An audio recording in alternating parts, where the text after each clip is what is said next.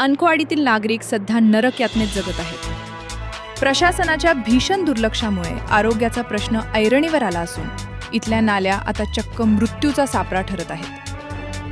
अनकवाडी परिसरात अपूर्ण नाली बांधकामामुळे सांडपाणी थेट रस्त्यावर वाहत आहे। साचलेली घाण, उग्र दुर्गंधी आणि डासांच्या प्रादुर्भावामुळे स्थानिकांचे जगणे असह्य झाले असून संपूर्ण गावावर आजारांचे संकट गडद झाले आहे।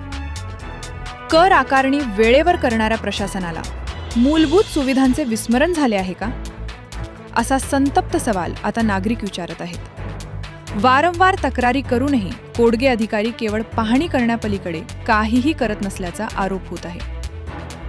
डेंग्यू आणि मलेरियाचा धोका वाढत असताना आरोग्य विभाग अजूनही झोपेत आहे का?